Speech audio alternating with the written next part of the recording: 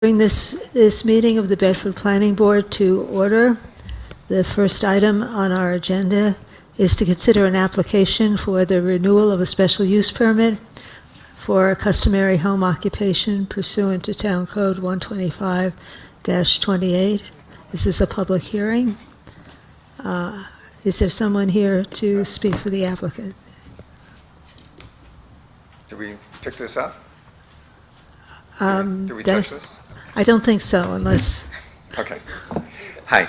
So I'm Alicia. This is my wife, Maria. We first came before this board in 2006. This is our sixth time asking for a renewal.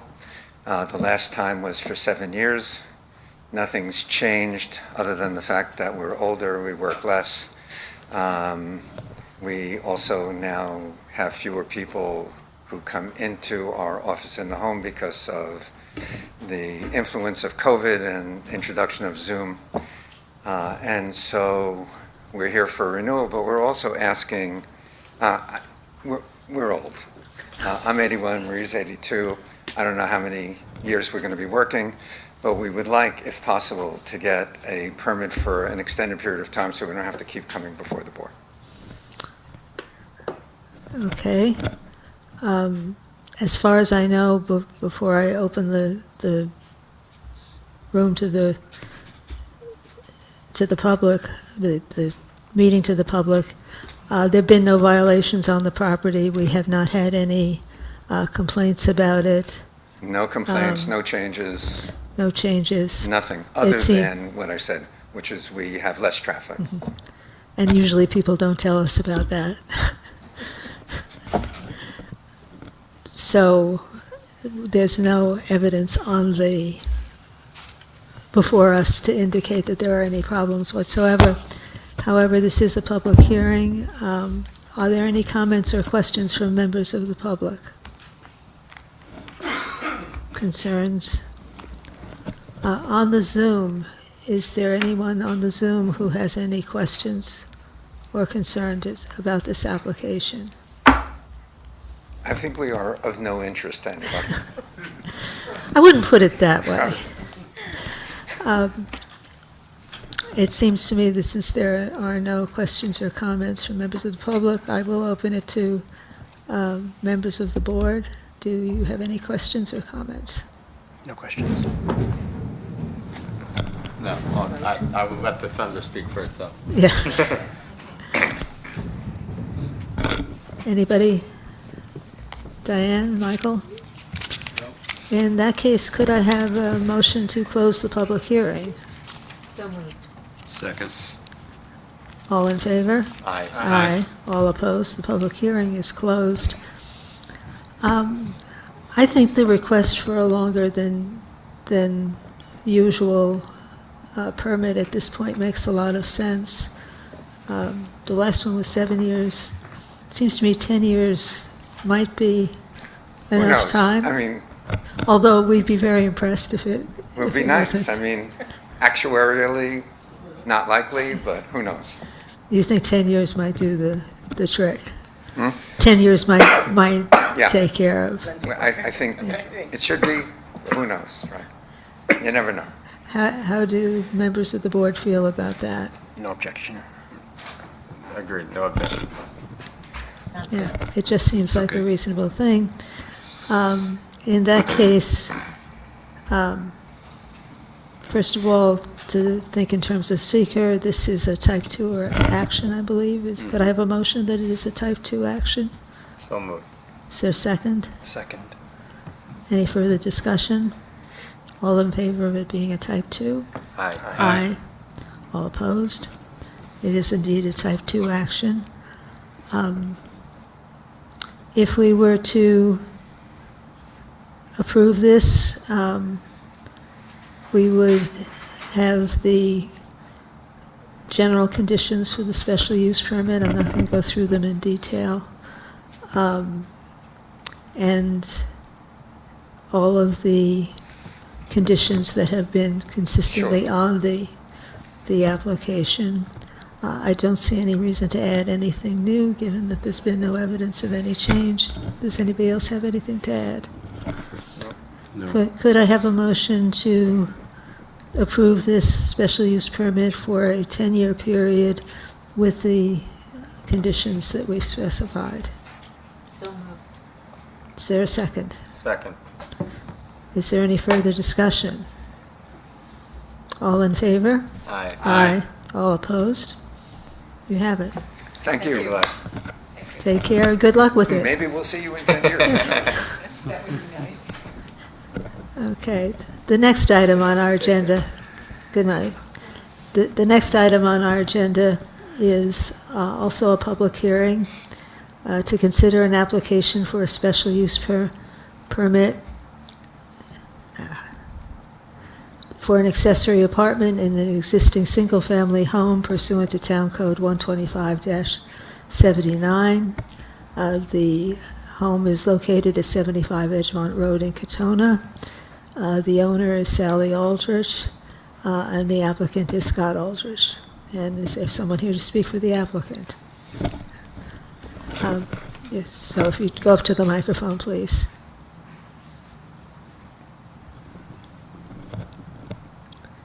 Yes, I'm the son of Sally Aldrich, and I have power of attorney for her. She currently has dementia. She's living in the house, and we're seeking to have the third floor as a residential apartment to bring some extra income in. I see you have an architect with you. I do. Is he prepared to go through? Yeah, I'm prepared to go through. This is the drawing here. My name is William O'Neill. I'm an architect. Could you, Scott, can you hear me? I can hear you, but I don't know if anybody on Zoom would. So what I have in front of us on the easel over there, a drawing that shows the existing conditions. There's two drawings. There's an existing condition drawing, and then there's a drawing that shows one room converted to a kitchen. The bathroom is existing, the bedroom's existing, there's an existing stair, and that's what I've detailed is the stairway up. And I also have with me, in response to Jeff Farrell's comments that we got, a zoning table. It has not been submitted yet, but I have data that refers to the questions that he had. Yeah. Do you have copies of that? I Could do. you- Is there one, I think I have. even if you could get us two that we I'm could sorry, share? I have only 2 copies. I made 7 of them and left them on the printer. I apologize. Okay, well, we can. Okay, so the ones that, the apartment area is, The apartment area we're in compliance with, it's 600 square feet. It's less than 25%. It's 20% approximately of the total floor area of the house. The place where we have a little bit of a conflict is that the house is pre-existing non-conforming with regards to the lot size, front yard, side yard. We're over on the rear yard, but in the other yards, we're not compliant. But we are under by, in some cases, 12. On the lesser side yard, we have the highest deficit of a little over 17.5%. But that's the difference between 12.37 feet and 15 feet, which is required. yeah. I think the position we've taken in the past is that so long as the special permit use was not expanding those dimensional requirements, we haven't made people go for a variance. Because everything in Katona falls into that category. There is no building, I Right, do so- not believe there is a building in the center of Katona. Right, the That meets- minimum lot size is 10,000 square feet, and the lot that exists is 8,750 square feet. So it's undersized by 12.5%. But it's a lot It's that a was laid out pre-exi- with the rest of Katona, and it pre-exists, so. And you're not doing anything that increases the, Not changing the footprint. yeah.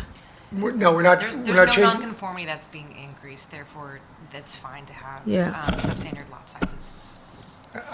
Sometimes the zoning board wants to see it simply because there's something wrong, but if you could, but I believe that in this case, this law that Jeff was marking on allows you discretion up to, I think it's I think 25%. I think it's off of- actually, well, there's two different ones. I think it's a third of, It's 1/3, I'm sorry, you're right, it is 1/3, I'm sorry. We Yeah. were always under 25%. It says the lot must meet the area. Planning board may reduce these requirements by not more than 1/3. Yeah. Exactly, yes. And I See, she does know think, the code better than I do. I told you she did. and I think you meet that criteria We do. for We this. we are less than 1/3 Deficient. out of compliance, yeah. And even though our worst one is only 17%. So, Yeah, so that shouldn't be a problem. Are there any questions or comments from members of the audience? So, Any questions or comments from anyone on the Zoom? Concerns? On the board? Questions or comments? so this is, I'm just trying to understand the plan exactly. So you have an external staircase that's going up to the third floor that's gonna? no, it's an internal staircase. There's a Okay. door in the back of the house, and you come into, if you look at, I'm sorry, if you look at this plan here, You can just take that extra I'm not used to the Rockstar thing, but, okay. So here, there's an entry here, Yep, and you go up this stair, and that brings you up got it, to okay, so here, that's the rear of the house. and there, and up to there. Okay, I was just confused because But the that's all stair's not interior. shown on the third floor. Well, yeah, it is. The stair comes here. That's the interior staircase, so that's different than, That's the only staircase there is an interior stair. I'm sorry, It's all did I interior. misspeak? okay, so there's no exterior entrance to the accessory apartment? Just at the base. Well, at grade. there's an entrance from the outside here in the back. Oh, because So the enter lot the building slopes here. up, Excuse me? because the land slopes up the grade. You're saying the third floor in the No, back? no, is no, actually- there isn't, not at the No. third floor level. This is at the grade level, ground floor level. I- This plan here represents a partial first floor plan. Okay, I understand. Okay, the kitchen's going out to an open deck. Okay, not an access point into it. Right, no, there's Got because this section here exists only as a first and second floor. Okay, that's And where I was when you gonna. get up to the third floor, you go out to this open deck, you're on the roof Got of it. that extension in the back of the building. Understood, okay. Sorry. But essentially, the back door serves as the primary entrance for the Yes. apartment. In that And little it- vestibule, there's a door into the kitchen, there's a door into the basement, and then you can turn up the stair, and that brings you up through this laundry area and then up to the apartment. Got it. And that's a laundry area for the apartment, you correct? That's correct. Okay. And that laundry area has been figured into the square footage of the apartment then? No, actually, I did not include that in the square footage of the apartment, but you can see it's quite small. It's quite We're small, allowed and up you're to si- 800 square feet. We won't, even if you included the whole stair. We still- don't, I don't we think don't we'll be include over 800. stairs. Okay, so this is, I don't know, 25 square feet, something like 30 Yeah. square feet. It's And very I'm sure small. It's just laundry in the basement, Yeah, there's two machines and you walk past it to the stair, so. on the second floor, rather, Yeah. yeah. It doesn't make any difference because It doesn't add. it doesn't add enough to No, put you it over would not add any- enough to get over the 800 square feet. Yeah, Actually, And I believe you have some discretion on that as well. yeah, we usually don't do go further than 10%, but you're not even getting We're not even close. into that. Might get close on the 25% part, but we also have that discretion on the 25%. Okay. Well, if you didn't No, have, we're at 20% right now, so it, we're very, you're not beyond our ability think to so. waive it. I don't think so.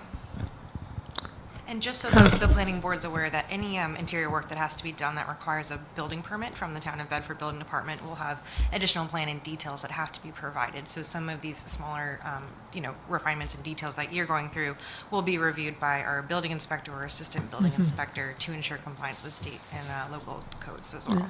But what the applicant had provided was enough to meet the minimum requirements of the special permit, just so you guys could see if they were meeting the minimum thresholds or Yeah. not. Do we have an inspection from the building department yet? Yeah, so that's what was included in your packets and posted online.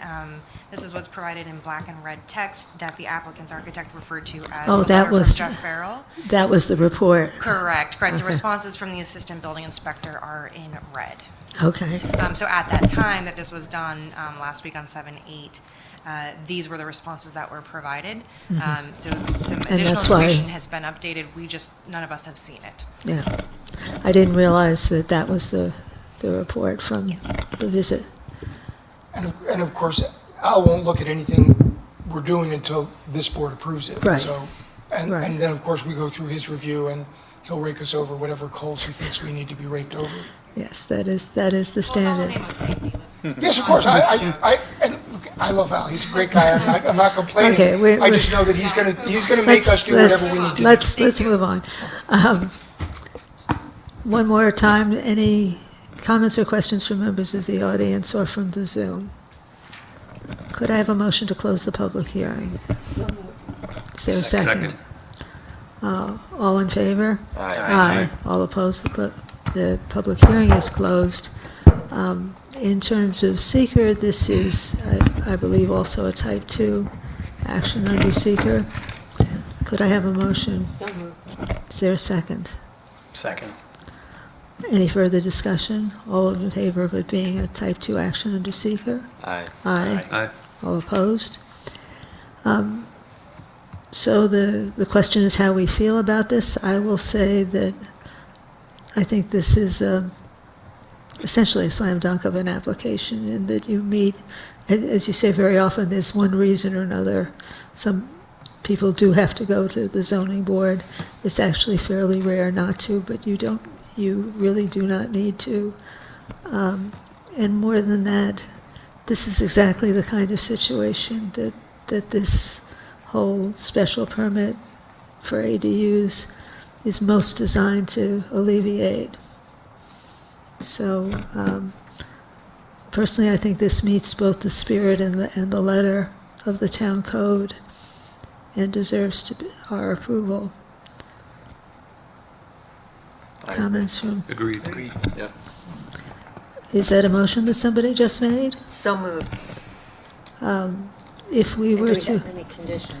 yeah, I don't see any need for special conditions on this particular application, again, because they meet they meet the requirements so well. But I would say the standard conditions of the special use permit and the special conditions of the ADU permit. Sounds perfect. So Okay. the So motion includes those conditions. conditions. Is there a second? Second. We have a motion and a second. Is there any further discussion? All in favor? Aye. Aye. All opposed? You have it, and good luck Thank you with it. very much. Good luck. Thanks very much.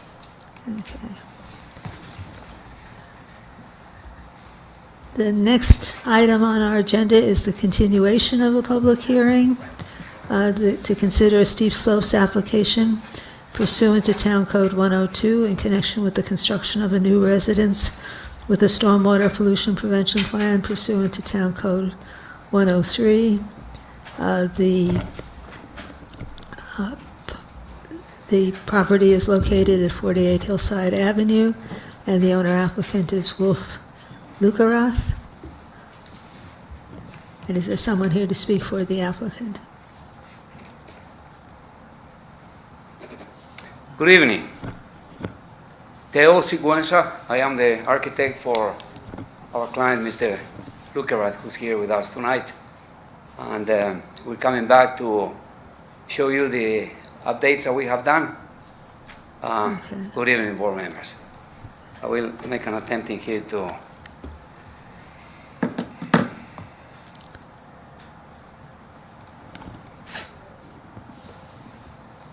thank you.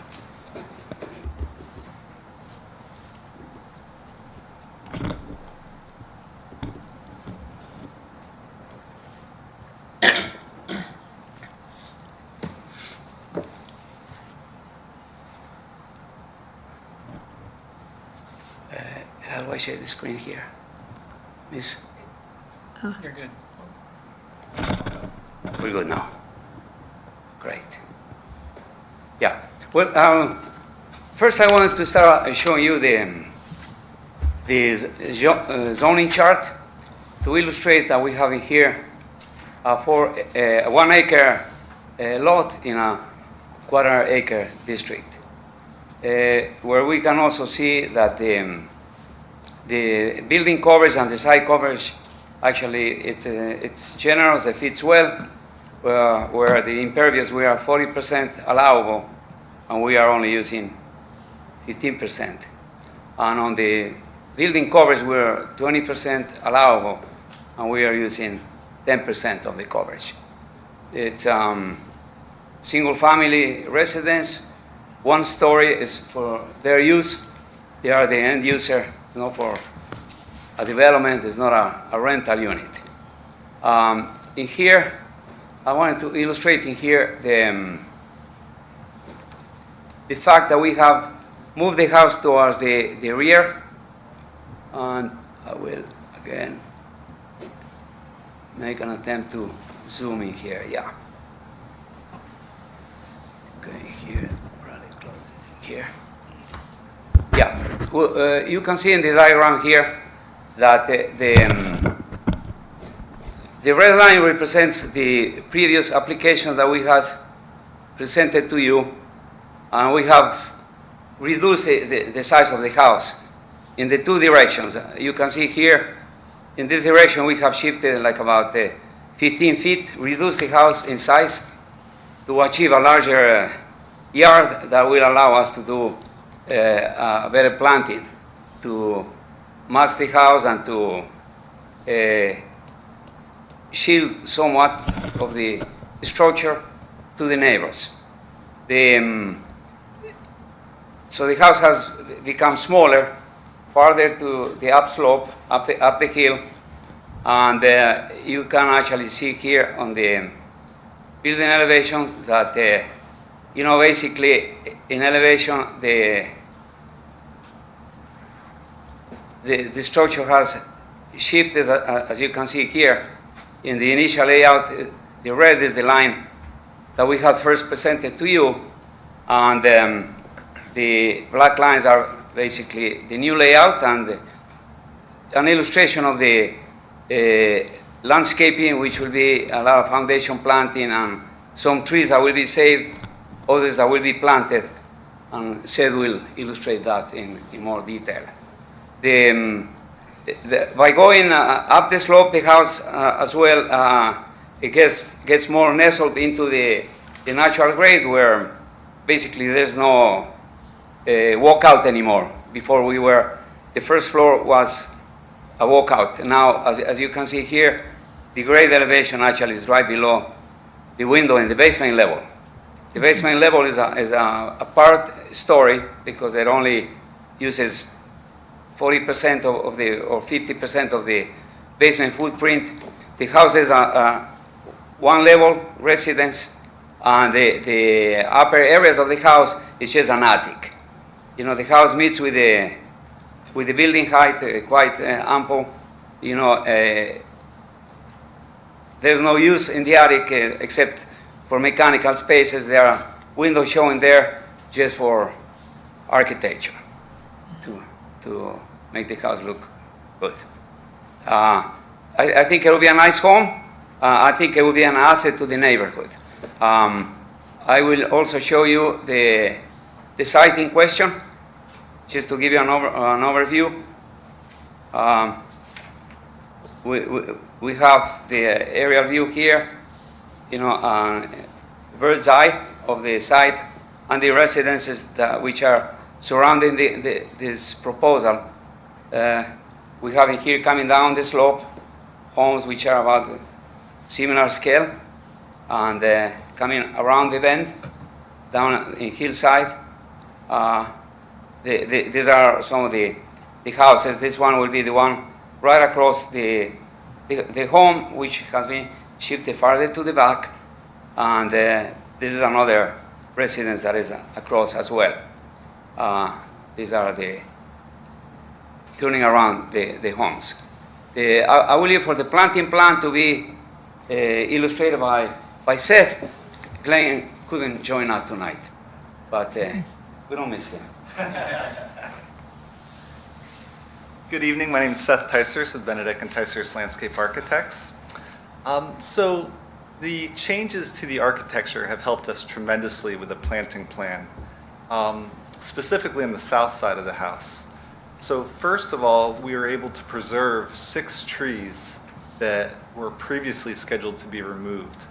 Also, we show foundation plantings along the base of the house, as well as evergreen trees in select locations. On the west side of the house, we're showing 2 sugar maples that will flank the driveway, as well as American hollies that will screen the garage. Sure, go for it. As well as American hollies that will screen the garage from Hillside Avenue. Thanks, Teo. The north side of the house includes a variety of shrubs, which will be located adjacent to the house, as well as the proposed stone wall. So all of the plants shown on the planting plan consist of native plants, which will provide interest to the property, but also soften the house from the neighboring properties. One more thing that I want to mention is these evergreen trees that are located on the south side of the house have been relocated as per the consulting engineer's request in his memo. We wanted to make sure that all the trees were located at least 8 feet away from the water main, so we have shifted those trees as requested. Next, I'll have Nick come on up. Good evening, Nicholas Gabry, Bibbo Associates. I'm here filling in for Tim Allen, who couldn't make it tonight. He's in a meeting in North Castle, but he brought me up to speed with the plans and the projects, so I'll give you a brief overview of the engineering plans. As Teo and Seth mentioned, the house has been shifted away from the south side of the property, and essentially what our office has done is updated all the other odds and ends associated with the grading, drainage, stormwater utilities that also had to shift with that house. So we've updated the steep slopes plans, the zoning schedules, and the drainage reports all to match the new house location. And all that has been reviewed by the town engineer, who has now issued a new memo, which appears to be in support of the approval of the project. So I believe we've answered all his questions, and we can answer his final odds and ends that he needs to get the final approval done. And we open it up to the board and the public's questions and comments. Okay, since this is the continuation of a public hearing, thank you. Are there any questions or comments from members of the audience? Any comments or questions from anyone on the Zoom? Just one question. Sure. It's Paul Chambers, 51 Hillside Avenue. Just to review, well, first of all, it's very gracious of the Lucaraths to set the house back a little bit so it's not overlooking so close to the roads, and I appreciate that. Just to go back to the issue with the road itself and the drainage and the maintenance, has that all been cleared up? That's been cleared up in the course of the subdivision approval, and all of the conditions connected to the subdivision approval will be carried over and connected to this approval if we proceed to approve this. Okay, thank you. Is that, That was an okay comment. are there any other questions from the Zoom or from members of the audience? Questions from members of the board or comments? Just about the clearance on the north side we raised last meeting. I'm just curious how you get a vehicle back there if you needed to the back of the house. In the 15-foot side yard. So for the construction access, we've come off the road on the southern side of the property, so really there's limited access on the north side of the house. Obviously, with the way the house has been shifted towards that property line, it kind of reduces that access, but we've created a construction access path off the existing roadway up to the rear pool yard area which could provide future maintenance or construction or repairs for that pool, as the town engineer had requested. Got it, thanks. Yeah, I mean, that was my question still, was trying to figure out how we're gonna service the pool. I do appreciate and respect the fact you shrunk the footprint a little bit from an elevation, location perspective. So I know it's a hard site in terms of the fact that the road, encroaches on the property side and the slope, so. Any other questions, comments from? No. I'd like to also add my approval of the fact that you listened to us when we talked about how close things were and the problems with the plantings. And I think you've come up with not a perfect solution, because there are no perfect solutions, but you've done a very good job of rethinking the proposal and trying to accommodate the concerns of both the town and the neighbor, and I appreciate that very much.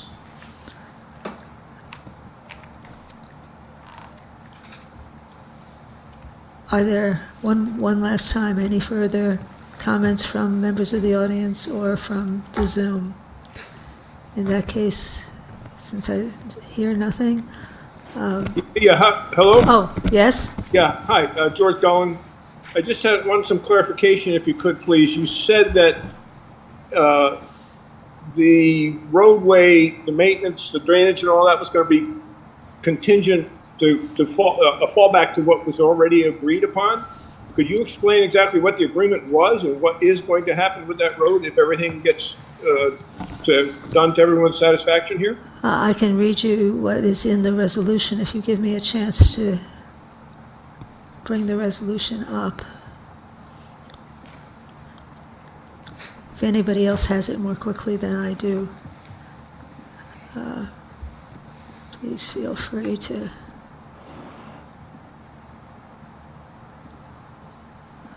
I thought I had it picked out here. I have it. Where do you want it? You have it? Yeah. There's a section of it that deals with the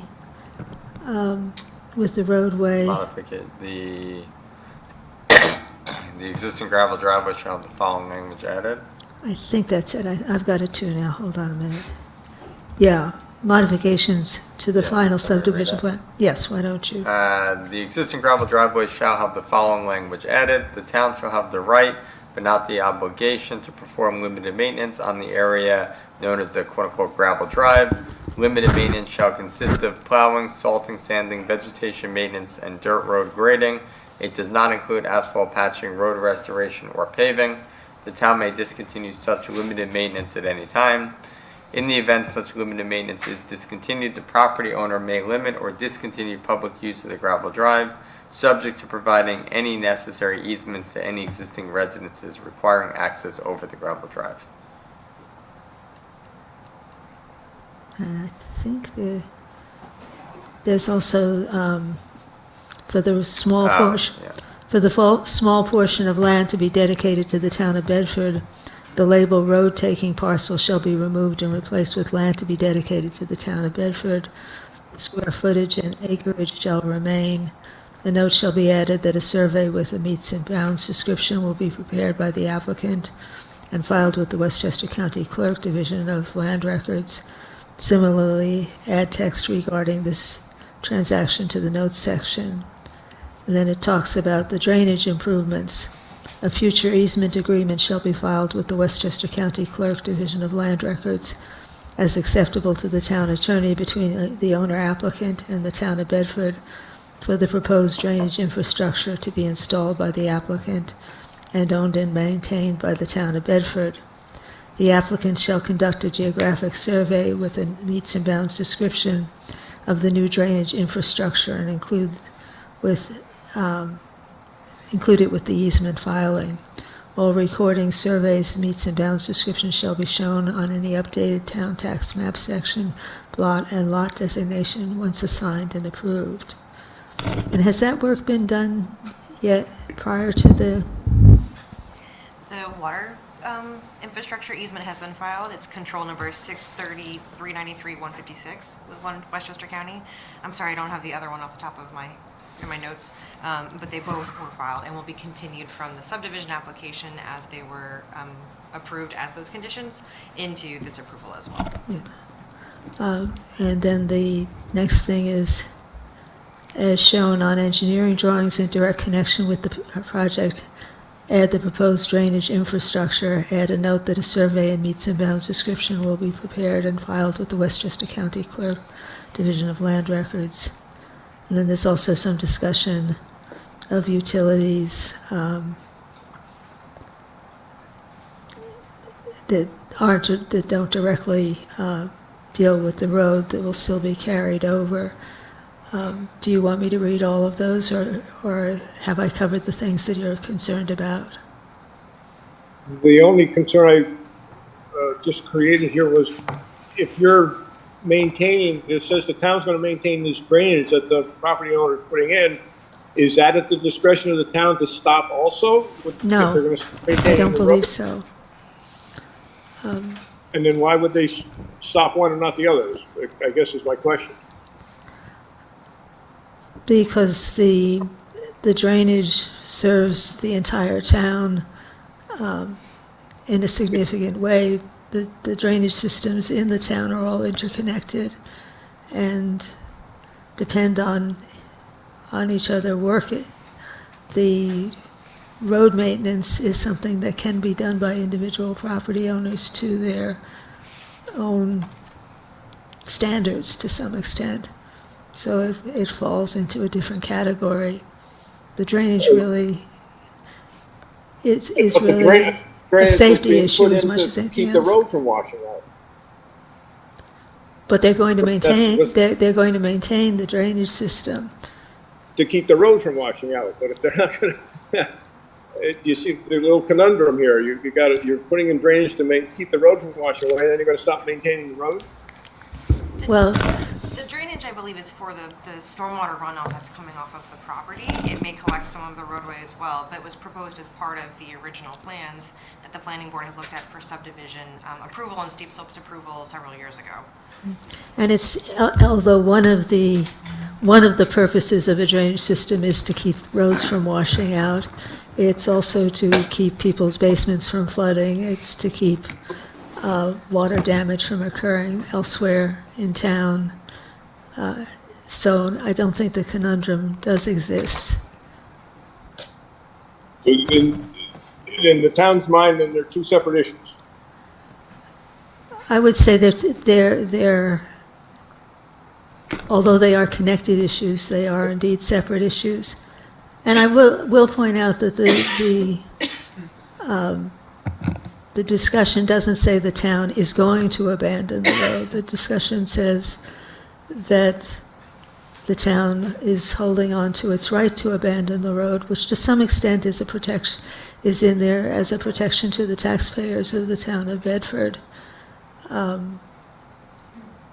And also a cautionary measure because we don't know what is going to happen in the future. Oh, all right. And did I understand that my deeded right-of-way is protected regardless? Yes. The right of, I said that very definitely. I'm going to check with our director of planning, but the way I read it, it's the The town's right of way? no, Their property is their property. and their access easement rights over that road. Whatever the attorneys had settled previously, the town was very confident in filing what it needed to this go around. Not everyone was privy to every conversation, so we maybe can't provide you the specifics you're looking for, but know that extensive consideration was granted, or was given to this tricky situation to make sure that the best possible solution was brought forward. I'm sorry, I can't hear the lady. Could you either read, just somebody summarize what you said or speak it up, please? I couldn't hear. Sure, I'm happy to repeat it. Oh, thank you. I So can hear you. at the time of this original approval, there had been extensive conversations between the attorneys involved, which also included the town attorney, as well as our DPW supervisor, to ensure that the best outcome was brought forth for the applicant as well as the residents on the road. So those in this room, we're not privy to a majority of those conversations, so we cannot provide you some of the details that you likely are seeking. But do know that there had been considerable effort to make sure, again, that this was the right outcome for the project that was proposed at the time.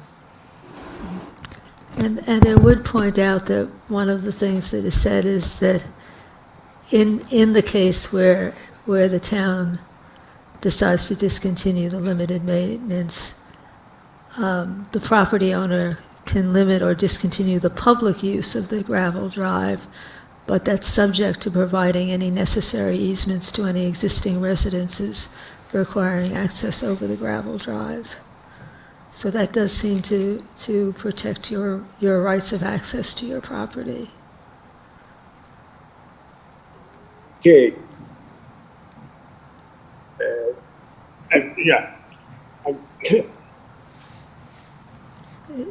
I guess I don't, without, my hesitation at the second is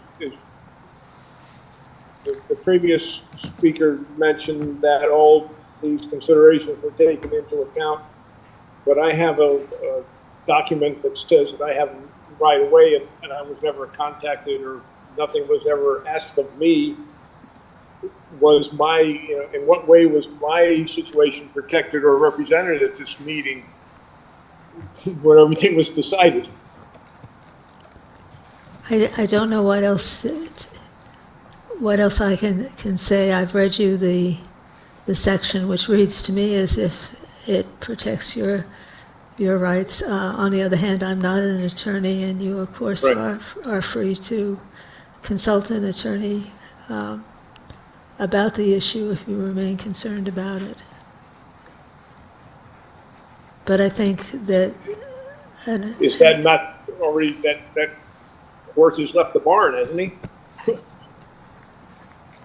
That's beyond my pay grade to tell you. The attorneys have been thoroughly through this Yes, and looking out for all Yeah. parties.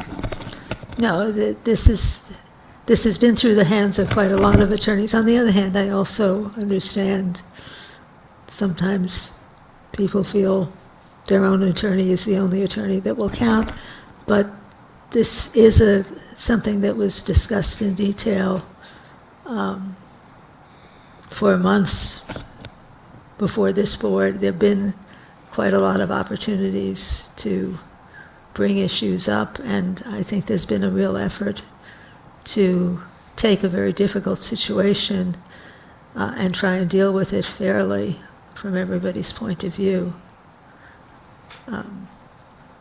And everybody has been free to question that in any way that they chose. Thank you for your time. Thank you for your comments. Any other comments or questions from members of the audience or from anyone on the Zoom? Could I have a motion to close the public hearing? So moved. Is there a second? Second. Is there any further discussion? All in favor? Aye. All opposed? Public hearing is closed. If we're going to take action tonight, we first have to do seeker. There is a Part 1 EAF. Does somebody want to volunteer to read it, or would you do? Okay, Diane, if you would go through the Part 1. Let's see. Project approval and permitting information. They have the stormwater and SWIP approval, Westchester County Department of Health, SHPO's approval, minimum required, let's see. Okay, here we go.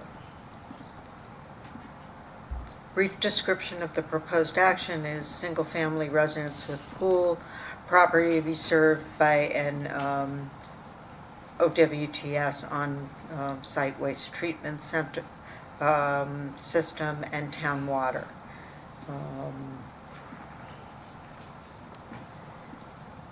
Does the proposed action only involve the legislative adoption of a plan, local law, ordinance, administrative rule, or regulation? No. Does the proposed action require a permit, approval, or funding from any other government agency? If yes, and the answer is yes. If yes, list the agencies by name and permit approval. Westchester County Department of Health needs to approve the site waste treatment system. 3, the total acreage is 1.04 acres. To be disturbed, physically disturbed, 0.7, and total acreage, project site, and contiguous properties owned or controlled by the applicant, just 1.04, this site. Check all land use that occurs on or adjacent to the proposed action. They have checked commercial. No. That's it's- not right, is it? No, Oh, it's- I'm it's- sorry, they checked residential. That I'm looking at confused the me, wrong too. side of the, It's the form. Yeah.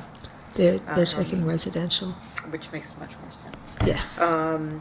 Is the proposed action A permitted use under the zoning regulations? Yes. And B, consistent with the adopted comprehensive plan? Yes. 6, is the proposed action consistent with the predominant character of existing buildings or natural landscape? Yes. 7, is the proposed action located in or does it adjoin a state listed critical environmental area? Name the geographical overlying area, aquifer, exceptional or unique character, agency, or recreation area of town of Bedford. If yes, identify. And the answer is yes, and that is, It's the area overlaying an aquifer. It's the Yeah. CEA. so, and 8, will the proposed action result in a substantial increase in traffic? No. Are public transportation services available at or near the site? Yes. And are any pedestrian accommodations or bicycle routes available on or near the site of the proposed action? Yes. Does the proposed action meet or exceed the state energy code requirement? Yes. If the proposed action will exceed, describe the design features and technology. That is not, It will meet. not exceed. Yeah. Will the proposed action connect to an existing public or private water supply? Yes, Town of Bedford Water. Will the proposed action connect to existing wastewater utilities? No, it will be a non-site waste treatment system. 12A, does the project site contain or is substantially contiguous to a building, archaeologic site, or district which is on the National or State Register of Historic Places, or that has been determined by the Commissioner of New York State Office of Parks, Recreation, and Historic Preservation to be eligible for listing on the State Register of Historic Places? And the answer is yes. Are they talking about the proximity to the Katona Historic District? I'm not sure it's close enough to, It could be, remember it's a full-time system. it's a what? Oh, It's doing it it itself. does it Yeah. by automatic Oh, computer, that's right. So that must be Yeah. it. Yeah, Okay. Yeah. I didn't understand it first either. Thank you. It's a little close, but, I mean, it's a little far away, but I can get, it's, 13, does any portion of the site of the proposed action or lands adjoining the proposed action contain wetlands or other water bodies regulated by the federal or state agency? No. Would the proposed action physically alter, encroach into any existing wetland or water body? No. 14, identify the typical habitats that occur on or are likely to be found on the project site. They checked forest.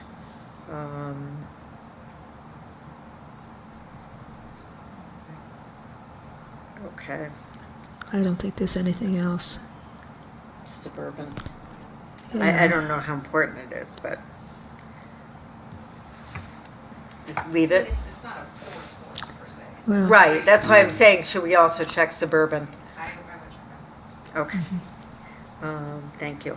Does the site of the proposed action contain any species of animal or associated habitats listed by the state or federal government as threatened or endangered? No. Is the project site located in a 100-year floodplain? No. Will the proposed action create stormwater discharge either from point or non-point sources? Yes. Will the stormwater discharges flow to adjacent properties? Yes. Will stormwater discharges be directed to established conveyances?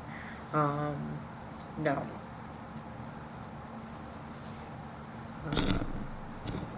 Does the proposed action include construction or other activities that would result in the impoundment of water or other liquids, i.e. a retention pond? No.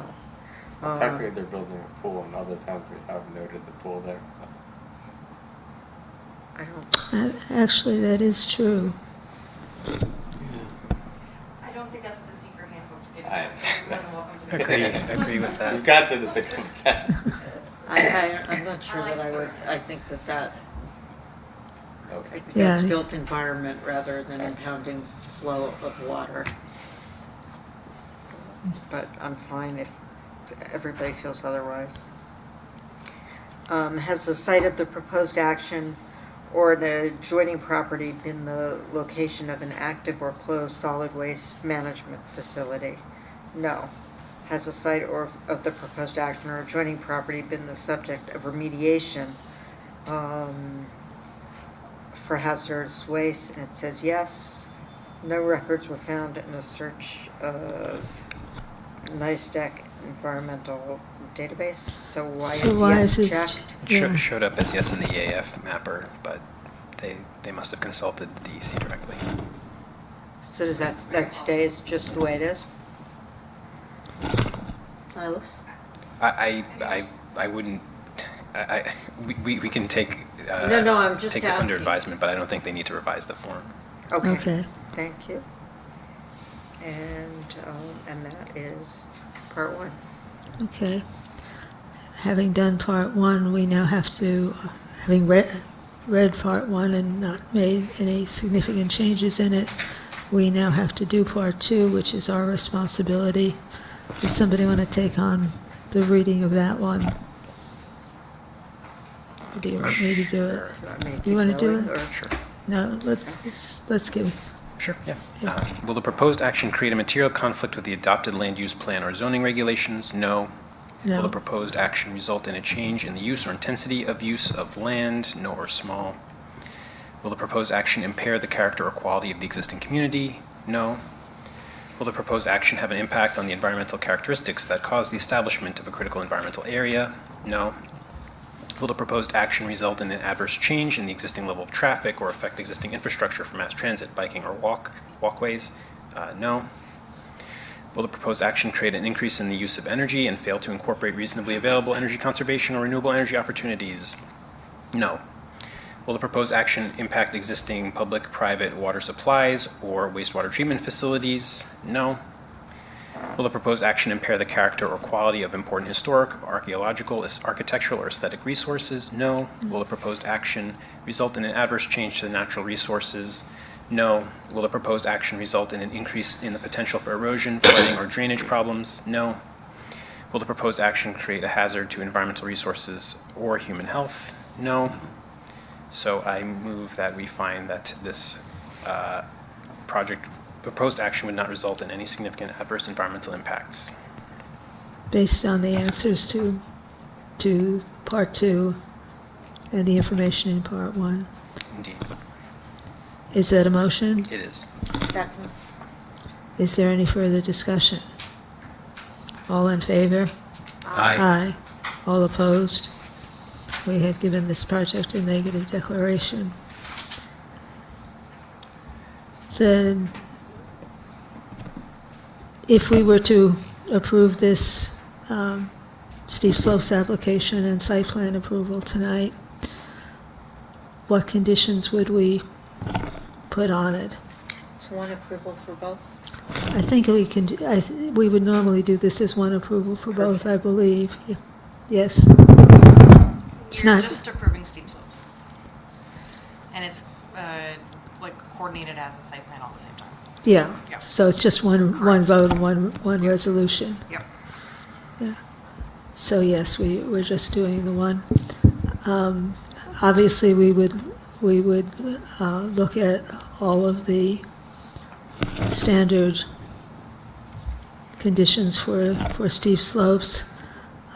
There's also Hans memo, the unanswered parts of Hans memo.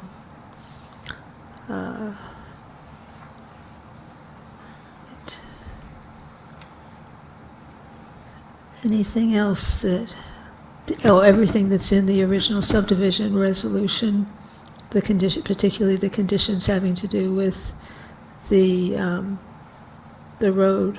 Right, and the Would water be- main easement control also. Yeah, so all of those conditions. And I'll get from the town attorney the actual control number for that, so we can have that as part of the record as well. That would be helpful. Anybody got anything else that should be conditioned? Agreed with all those conditions. I'm sorry? Agreed with all those Yeah. conditions. Oh, the other that, no trees that have been identified as being kept should be taken down without the town being consulted about it. I think I would put that for the, well, yeah. I don't know if we should put a time limit on that. Would you like to just say in compliance with the tree removal plan? And then that way, if things are outside of, they would have to pull additional tree removal permits, because it would be outside of the developed, approved area.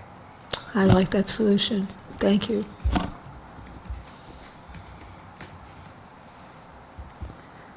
So, the subdivision resolutions we've done. Oh, in compliance with the filed water main easement agreements and the utility easement agreements. I think that covers all of the conditions. So was your motion, Diane, did you make the motion, or did? I'm happy to make it. We have a motion here. I'm Okay. happy to make a motion to approve with the conditions. All yours, Doctor, or- please. Oh, go ahead, Nihilus, were you going? I moved that we approve the application with the conditions that were aforementioned. Okay, and you I'll second. second that. Okay, we have a motion and a second. Are there any further discussions? I simply will add one more time that I do appreciate the fact that you've been willing to make changes and to adapt the plan on a difficult property.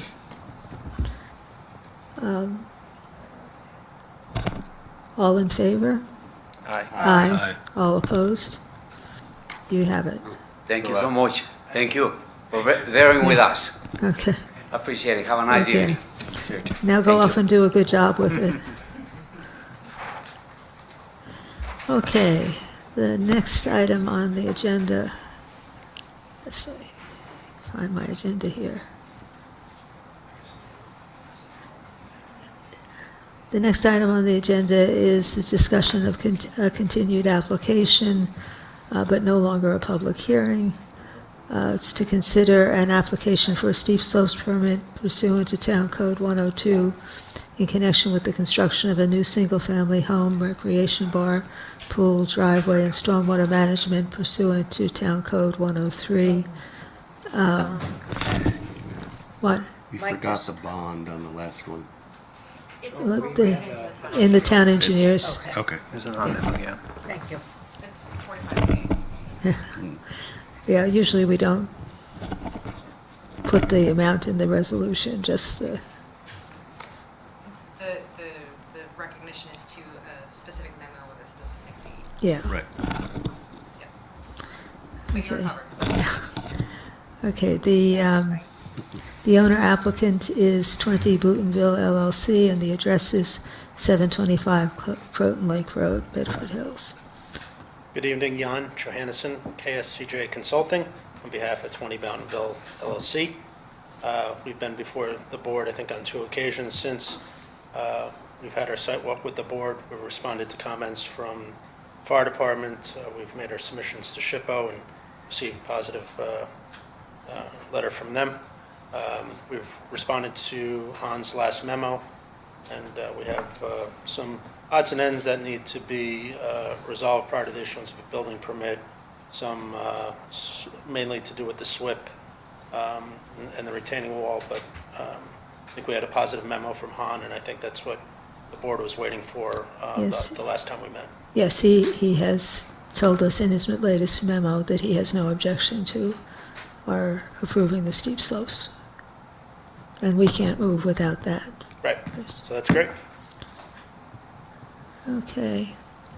Any comments or questions from members of the board? This one's been before us for quite some time. Most of the negotiation has occurred among the engineers and the rest. And I'm just happy to hear that some solutions have been reached. Happy to move forward. I don't think that we have a lot more to talk about, and this is not a public hearing that's been held. So I think perhaps it's time for us to conduct the seeker review of it. We were really just holding off to get that final memo from Jim Hahn. So part 1 of this needs to be gone through, and maybe I'll do this one for once, if I can get to it quickly enough.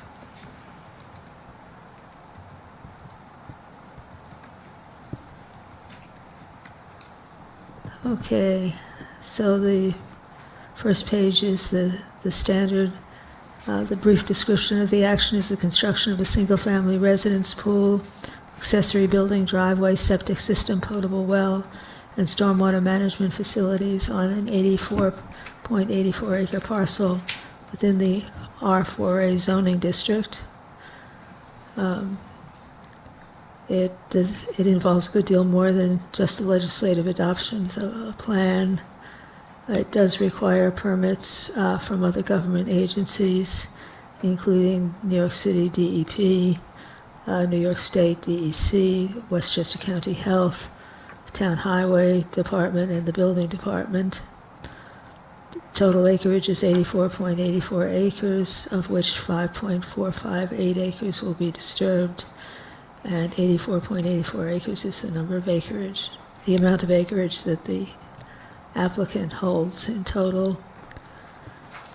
The land uses that occur on or adjoining the proposed action are forest, non-agricultural, rural, and residential.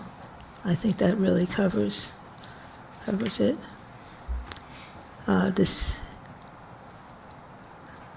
They did not check whether it was a permitted use under the zoning regulations. It is, And revise that. but it is not checked, so. You can supplement that. And also, it is consistent with the comprehensive plan. This is not checked on the copy I have. It's checked on their original. Oh, that's interesting. It might be a PDF problem. Yeah, I think it may be, because it won't let me check it either. It's checked, I can. Okay. How about the one about it being consistent with the predominant character of the existing built or natural landscape? Yes. That's checked too? Okay, that wasn't checked on mine as well. Is the site of the proposed action located in or adjoin a state-listed CEA? The answer is no. Will it increase traffic? No. there are no public transportation services available near it, and there is no pedestrian accommodation or bicycle routes available on or near the proposed action. Does the proposed action meet or exceed state energy code requirements? Again, I have a blank here. Is there a check on? Yes was checked with, Just meeting. but it will meet the building. It'll meet the requirement, yeah. Energy code. It will meet but not exceed. They're not claiming it. You're not claiming it Correct. exceeding. You can still exceed it if you decide to. Correct. We won't complain. Will the proposed action connect to an existing public-private water supply? No. Will it connect to existing wastewater utilities? No.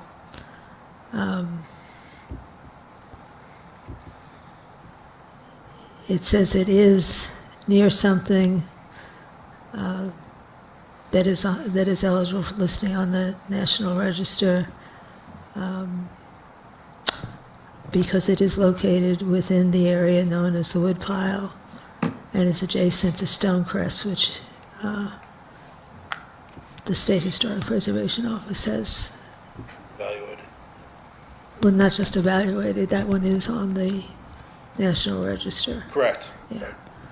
But that we made a submission to SHPO on To- visibility of both those resources. Right, and SHPO has said that there will be no impact. Correct.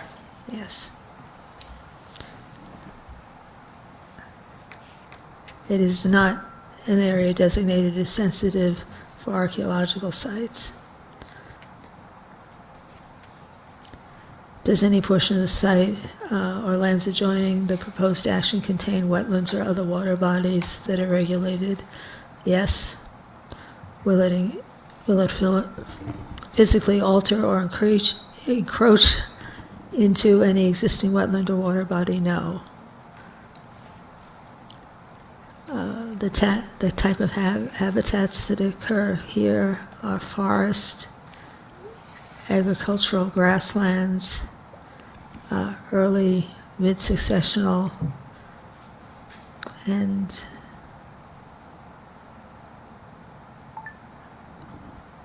they did say there were wetlands on the property, even though they're not impacted, so I would think that wetlands should be checked as well, wouldn't it? What do the rest of you think?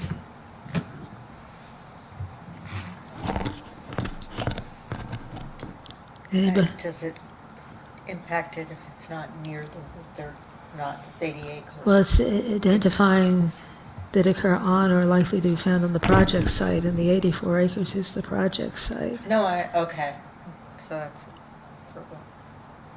I could see checking that box. Wetlands, it's fine. Yeah. It should I be mean, checked. if it's the I whole think, site, yep. yeah. I've always thought it would be. Does the site of the proposed action contain any species of animal or associated habitats listed on the state or federal government as threatened or endangered? No. Is it located in the 100-year floodplain? No. Will it create stormwater discharges? Nothing is checked on this one. Yes is checked. That seems to make sense to me. Will stormwater discharges flow to adjacent properties? No. Will stormwater discharges be directed to establish conveyance systems? Again, I've got a blank on the form. The applicant provided yes and stated that stormwater runoff will be directed to proposed on-site stormwater management infiltration systems. Okay. And that statement actually does appear on the copy that we have. It's just this odd thing with the check marks. Does the proposed action include construction or other activities that would result in the impoundment of water? No. Does the proposed action or an adjoining property be in the location of an active or closed solid waste management facility? No. Is the site of the proposed action or an adjoining property the subject of remediation ongoing and completed for hazardous waste? It says yes, but again, it now says yes, response is auto-generated by the EAF map or the DEC remediation database provides no remediation incidents within the town of Bedford on Croton Lake Road. 2 spill incidents occurred on Croton Lake Road in 2008 and 2012, both of which are closed, so that may be what the connection is. I have to just say I find the DEC mapper to be a real problem because I think it makes it almost impossible for those questions to be seriously considered in the environmental review because you never know whether you got the right answer or not. And it doesn't allow you to uncheck it. Once it's checked by the program, you can't modify it. Yeah. So that's why sometimes I'll just put a note. The notes, frankly, are very helpful. Keep doing it, at least for us.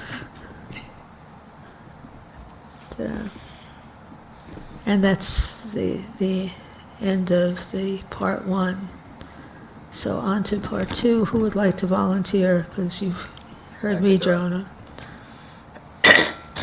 Will the proposed action create a material conflict with an adopted land use plan or zoning regulations? No. Will the proposed action result in a change or in the use or intensity of the use of land? No or small. Will the proposed action impair the character or quality of the existing community? No. Will the proposed action have an impact on the environmental characteristics that cause the establishment of a critical environmental area? No. Will the proposed action result in an adverse change in the existing level of traffic or affect existing infrastructure for mass transit, biking, or walkway? No. Will the proposed action cause an increase in the use of energy and it fails to incorporate reasonably available energy conservation or renewable energy opportunities? No. Will the proposed action impact existing public or private water supplies? No. Or public or private wastewater treatment utilities? No. Will the proposed action impair the character or quality of important historic, archaeological, architectural, or aesthetic resources? No. Will the proposed action result in an adverse change in natural resources? No. Will the proposed action result in an increase in the potential for erosion, flooding, or drainage problems? No. Will the proposed action create a hazard to environmental resources or human health? No. Therefore, based upon that, for part 3, I would motion that we've determined, based upon the information and analysis and any supporting documentation, that the proposed action will not result in any significant adverse environmental impacts. Second. We have a motion and a second. Is there any further discussion? I would have to agree that we have not identified any significant impacts. If there's no further discussion, all in favor? Aye. All opposed? You have a negative declaration. If we were to approve this tonight, we would have the standard steep slopes approvals as on our previous application, and the standard special permit requirements. We would have Jim Hahn's latest memo as a requirement, and that does include a bond figure.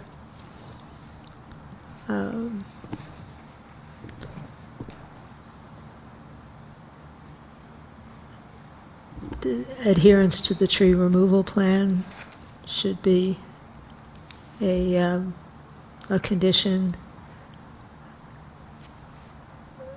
Did the fire department in their letter, I'm trying to remember, ask for any in particular? They did. They asked for 3 items which have been incorporated into the plan. They asked for a underground water tank or a cistern, which we've provided a 10,000-gallon tank at the top of the driveway. They asked that the driveway be widened to 14 feet, which we did. And they asked for a fire apparatus turnaround at the top of the driveway, which we incorporated. Okay, I think those 3 things should be referenced in the conditions. Certainly. They've already been made part of the plan, but absolutely. Yeah. And I think that sort of covers everything. Is there anything we've left out, Jessica? No, that covers Anything that has come up tonight that any of you feel that we should include? Okay, could I have a resolution either declining this application or passing this application with the conditions that have been listed? I move that we approve the application with the conditions listed. Is there a second? Second. We have an application, a resolution and a second. Is there any further discussion? All in favor? Aye. All opposed? You have it. Great, thank you, everybody. Good night. Good night, and good luck with it. Thank you. The next item on our agenda is, to consider an extension of a previously approved site plan for the continued use of an outdoor pizza oven in connection with a previously approved cafe and retail establishment. The owner applicant is, the applicant is Oho Botanicals Limited, and the owner is Ivanhoe Firehouse LLC. So, where do we stand? So we were asked after our last meeting to continue to take water readings by our engineer, and we did so until mid-March, and then we lost contact with them for about 6 weeks, only to be notified that Ed Delaney has passed away from Bibbo. And so the application to the engineering department was not submitted during that time, and Tim Allen, who is trying to pick up our application, is doing his best but has not been able to prioritize our project over other projects that he is working on. Joe Thompson, our architect, and I discussed appointing a new engineer, but that is not something anyone thinks is realistically going to speed up the time frame. We are back. Tim's now asked for an additional study because he can't connect the previous work, so we're in the process of doing that. So that's where we are. Just to add, Tim did email and say he is not hopeful that the health department will be fast either in reviewing the application when it eventually gets submitted due to being deeply under-resourced. How long does he think it's going to take? Hasn't said. Hasn't been Well- willing to. Well, certainly the very sad and tragic passing of Mr. Delaney is nothing you could have done anything about, and I think it's going to be incumbent on us to extend the time. I would like to get some report on how things have gone during that period. I think you did send us something. I'm actually looking through, but perhaps you could summarize. So we've now submitted another second set of readings to Tim from the last 8 weeks from where he is trying to put it together. He has promised to give us an update as to when he can get the engineer report submitted. We were under the impression it had been submitted, so there's been a bit of confusion there. And we will provide you an update as soon as we can on that basis, but that's all he's been able to tell us at the moment. We had given you a number of conditions. Yes. I guess we would call them conditions about events and the rest. Could you tell us how that has worked out? Yes, we haven't, I don't believe I've provided a list of events for you to review that have been, or activities that have been happening at the firehouse. There are under 6 per month, and I don't believe any of them, apart from one outdoor-indoor event, well, none of them exceed the capacities that you set. Trying to. But if you have any questions on any of them, I'm happy to answer them. Did anybody have any questions? I'm trying to get mine up. I did have one, we did get a copy of the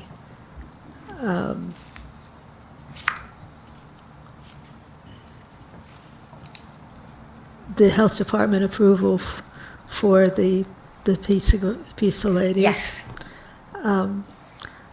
There's been a report to us that they did have piles of pizza boxes at the oven, Yeah. and that's a little confusing because it's not supposed to be takeout. So what are the pizza boxes being used for? Lots of people have leftover pizza that they take out with them. It happens all the time. So people don't just order a slice, they order the whole pizza. Yes. So you go and get up on the price. Yeah. Oh, is that, you can't order it by the slice? Wouldn't be a very big slice. They're small pies, Yeah. and often, We al- like at the table, there'll be Yeah. a lot of different flavored pies, Yeah. so. We also created the pizza boxes as a sort of branding thing. It's not, necessarily to encourage takeout, but if people do, they have kids with them and they leave a lot, we have boxes for people to take away. Yeah, it runs so contrary to everything the town has been doing about packaging and everything else. Where everything is Right. compostable. They're cardboard, Yes. they're not, so Yeah. I don't think it's that different compared to some of the other No, I'm not dishes saying we it's, take out in town. I don't think it's different at all, but we've been kind of hard on some of the other takeout issues, so. I mean, And it's no this is different not than s- any other pizza place that has the boxes. So. Except the other pizza places are Or not even forbidden drinking from having establishments. takeout. Right. It's this difficult fitting. It's not just fitting a square peg into a round hole. We're sort of trying to fit a peg of entirely indeterminate shape into a round hole. It's, Well, I think if there are other uses for that building that you can advise to, then I guess we would It's, love to hear them. But I just want to put on the record that the takeaway component is just to take the food you've ordered. Correct. home. It's not Correct. takeaway as in you're trying to order for takeaway, like you would maybe at Correct. a Chinese restaurant or something. Yeah. Right. I just want to make the distinction for Thank you, those on appreciate Zoom or that. those on- yeah, no, and, And I and must that's a say, good I've decision. never seen people driving up and lining up like at some of the restaurants. Right. People are waiting Takeaway, there. Right. So the it applicant is is in in compliance fact. with that. So people that are do at sitting least down. they at least start on the pizza while they're in the Correct. store. Okay. I probably Dave has should. been, I think. I do drive by frequently and observe many pedestrians exiting with 5, 6, 7 boxes at a time. So, I mean, I'm a little skeptical of the statement, but I also don't see it as an impediment to considering the application. No, it's just a matter of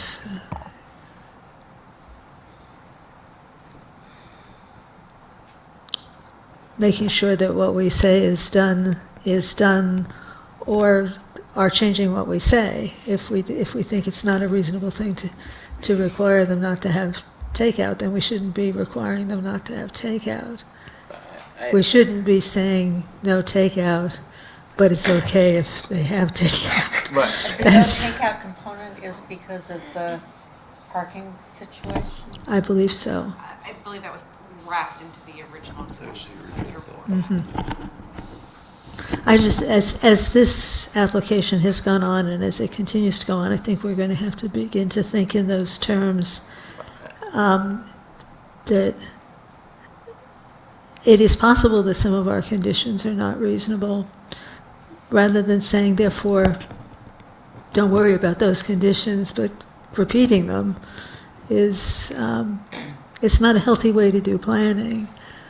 if there's conditions we feel are unreasonable, we should say, we made a mistake, we should change that condition. Right, I mean, that, I'm not saying that that's the case with this, but I think that's, if you're wondering why I want to talk about this kind of thing, Jessica. it's because I think that kind of consistency is important, and it's important to the credibility of the town. but I And- also, sorry. I see, and I also don't see a problem with her saying, maybe we weren't being reasonable with this in one case or another. If we believe that, if we do believe we're being reasonable, then we should say, no, look, I'm sorry. That makes a do it. lot of sense. I mean, Jessica, have you had complaints, has the town gotten complaints as far as the parking and access with people going in and out? I don't believe anything's been filed since Mhm. And the original I- kind of discussion surfaced. But again, my department doesn't receive the complaints, it is the building Doesn't department. mean- yeah. But I personally haven't heard anything of monumental nature that had needed to be communicated to this board. Well, we also heard in the last meeting, and I'll just restate some of my comments. I mean, I believe that what the fundamental nature of what the business is trying to do is in line with our comprehensive plan. We heard from other businesses in the last meeting during the public hearing that they've actually been an incredible, should I say, anchor tenant in the town, bringing other people around the business. So it frustrates me, quite honestly, that we're talking about pizza boxes. I mean, I understand where the town code is, and maybe it's a town code that needs to modernize to meet the new lifestyle needs that we're putting forward. We're going to hear another application in a couple minutes about another establishment that's looking to add more life into that part of town. So to me, I think it's important that, we ensure that we are in line with what we said we were, and, obviously making sure that it's meant to be an eat-in, not a take-out sort of establishment's important, but I think it's also important that we recognize that when businesses are doing well in a part of town that is of utmost importance to our community, that we ensure that we continue making our town pro-businesses a way that is creating the life that our residences want to have and are bringing people from other parts of the town, that keeps tax revenue here and doesn't send it to other parts of the town. So I just want to go on record again and say similar sentiments to what I said last time, that what this business is doing and what it's inspiring other businesses to do in that part of town should be welcome and not something that we try to regulate out. And what I would say is I actually agree with everything you say, but I don't think in any given case we can reach that conclusion without talking about it. So if we never raise the issue, it's a problem. And if we do begin to change the rules about what's allowed under certain circumstances, and we often should change those rules, we have to consider the law of unintended consequences, so that things that work in one place need to be able to work anywhere, or they need to be limited to certain places. The whole idea of an outdoor ancillary food preparation place is a new one. It's different. It's something we haven't done. I will tell you that several years ago, when somebody tried to bring a truck in, one business in the middle of Katona brought a food truck in, and in a situation that really was in many ways quite comparable, all hell broke loose within the commercial district. So I think in many ways that was probably because it was a different economic time. It was also But- residential, it was near residential property, I believe. It's a This- different, this isn't a commercial, anyway. Yeah, I but that- totally but- agree with but what you're- your premise, that it needs to be discussed and approved. Yeah. But And- as you were saying, I thought perhaps, would it be helpful to have approvals for takeout? Is that something? I mean, it's Just to not be- something we advertise, it's not something people come in, sometimes they shop, they have some drinks, they might take some pizzas home for their kids, but I don't think we're sort of saying, here's a pizza takeout restaurant. We're not allowed any cutlery because we don't have water usage. We're not allowed any, so we have to find ways to package the product. I wouldn't have gone as far as to say we didn't believe we were allowed for you to both come and have a coffee and then take a couple of pizzas home for your kids, that was breaking a takeout rule. So again, I don't know how detailed how restrictive you want to try and make things, but, we obviously respond accordingly to what you're asking us to do. But, people sit, Kurt, you might come have a meeting, hang at the firehouse, and then be like, oh, I'm here, I'll take a couple of pizzas for the kids. We don't say, I'm so sorry, we can't accommodate that. So, No, but I think but the I issue think that's, here is if you're not saying I being- see people come out with boxes, that's probably why. But I think what the chair is appreciate saying is the- not to be No worries. restrictive, but to be descriptive, Yes. so that That's a good the way. approval actually Totally. explains I- what's going on. that It's I'm- not Yeah. restricting it, it's saying what's actually happening, what needs to happen, what do you want to happen, so that can get an approval. It's not, I appreciate Not the that, but other if way I was coming to apply, I totally appreciate that, but if I was applying to be a pizza takeout restaurant, then I would apply for a very different set of circumstances, and I think it's really what you want to focus on. I'm just here to answer your questions. Can I just add, sorry, it also evolves as well. right. Last year we wanted to do takeout, you were like, smack no, parking. But as it happens, we've had no complaints in the last year. No, that's what we're saying, we want Yeah, to so be we've got to work together. descriptive and not Yeah. restrictive, Yeah. so it's appropriately approved for what's actually happening, not, oh, no, you shouldn't be doing this, like, oh, this is great, this is happening. How do we have the verbiage around what's actually happening in the approval, so that that's consistent with what we're doing in all the other businesses where they have to do what's approved. It's not Yeah. like this Look, is bad. we have said we can't participate in Vegan Week because we can't be considered a food establishment. We've shut down many opportunities to support the community because we're restricted on numbers. I mean, we say no to everything. I mean, please do tell us what you would like us to do, and we will obviously try and accommodate. No, I think right now what we need you to do, and what you seem to be doing, is answer our questions. For sure. Pleasure. Tell us what works and what doesn't work about what we're saying, and be upfront about that. But also understand that there's a bit more need for precision than I think my colleagues are completely thinking about at the moment, Sure. because there are different applicants. Because whatever we allow one person to do, we have to have very good reasons not to allow somebody else to do. So some of these things seem ridiculously complicated. You can say quickly, well, that's different because they're near residential properties. If you don't say something about that in the law when you write it, if you don't think about that, then what happens near residential properties is no different than what happens elsewhere. We had that for years. We never worried about the drive-through 24-hour AMT in a bank. Seemed like such a wonderful idea until the banks that were bordering the residential properties decided they wanted to put in 24-hour drive-through ATMs. And all of a sudden, something that was this tremendously convenient thing elsewhere became hell on wheels for families that now had bright lights required by New York state law near ATMs on all night, shining in their bedroom windows, and cars driving through at 3 a.m. to get serviced. So that's a solvable problem. We didn't do away with all-night ATMs, but we did do away with them next to residential situations. And that's why when we talk about something new like this, we actually have to try to be cautious about it.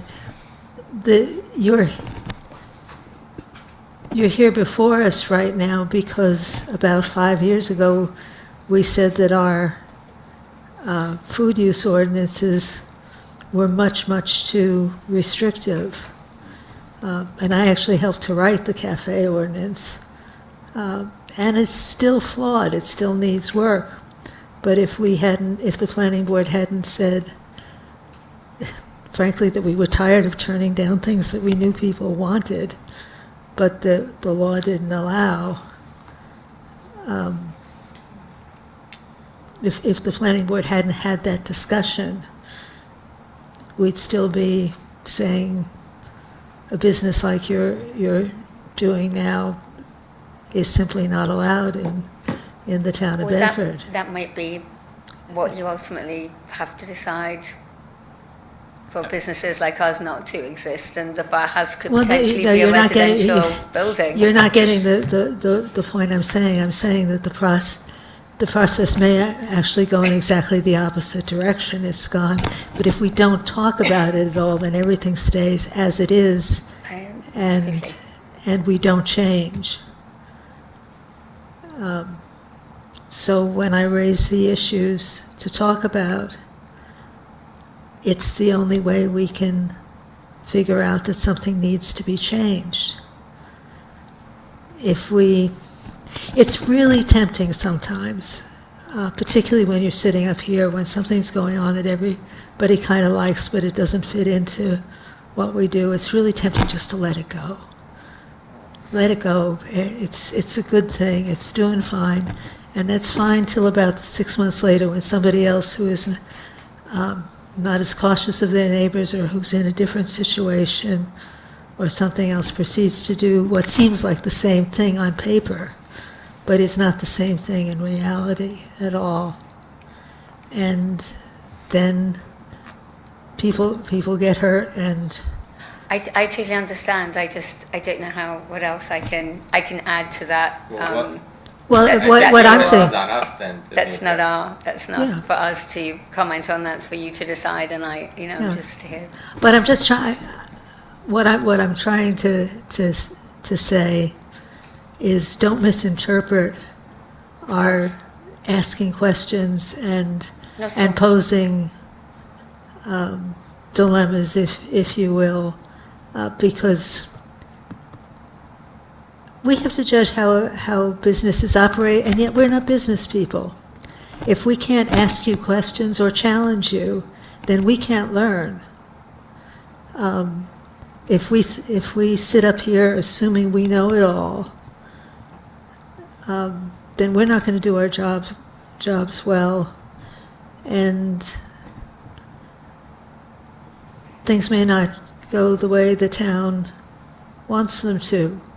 So every time we ask a question, don't assume, and I actually will say this to my colleagues as well, don't assume that because one of us asks a question about something, we want to kill something. We want to understand it. We want to understand whether it makes a difference or not.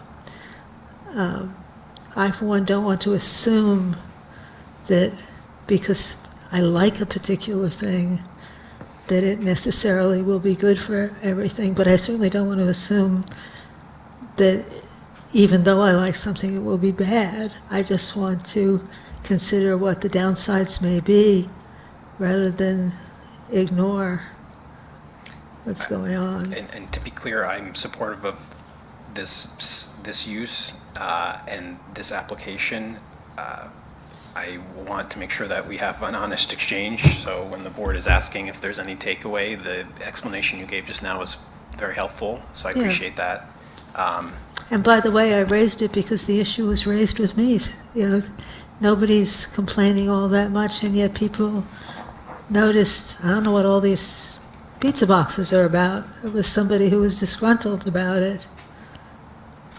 So, which, by the way, wasn't me, just to be clear. I suppose in a cafe mixed use, are you not allowed are people not allowed to take out? There's no specific regulation within the cafe use that's currently established, which I think is sort of what the chair is driving at too. I'm just curious. Yeah, But you can do takeout in that. In our approval for the use in the space, the retail and cafe allowance, that was a condition of that approval, that's not a condition of the pizza oven approval that's before us tonight, and I don't have any problem moving forward with the pizza oven extension. I just want to make sure that we're all open and honest about how this facility operates so that we can make sure that its land use is rectified and brought into conformance. And I'm not making any allegations that it's not. I'm not suggesting there's any violations that should be issued. You're just asking the I'm observing questions. that as we have for the last, like, what is it, a year with this application, that there is a mismatch between our existing land use framework and how the facility operates, and we need to rectify them. Yeah, and that's basically what I'm saying as well. And that's, I know it's a pain to come here, but I think I started this discussion by giving away the fact that I actually support extending your use at the moment.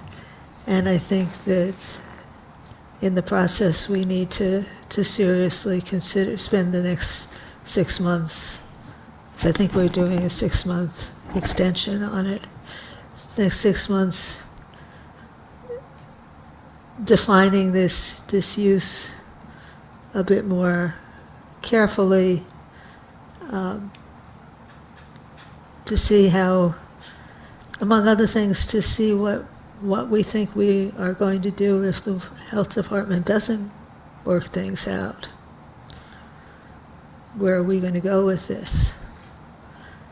Yep. So I would be happy to support a 6-month extension on the pizza oven application. is that First, I'll make a motion that we find that it's a type 2 action. is there, for once I'm going to second the notion that it is a type 2. Is there any further discussion of whether it is a type 2 or not? All in favor? Aye. All opposed? It is a type 2 action, the extension. You've made the motion to extend it. Sure. Could I presume that that is with the same conditions that have existed in the previous extensions? In the resolution that we passed previously, yes. I'm wondering if I might want to put in something to clarify the takeout issue. I mean, it's not directly related to this application, so I could understand not doing that. It's just something to keep in mind, as we advance the discussion with the Department of Health from my perspective. So maybe keep it in mind, but don't act on it tonight. That may make sense. Yes.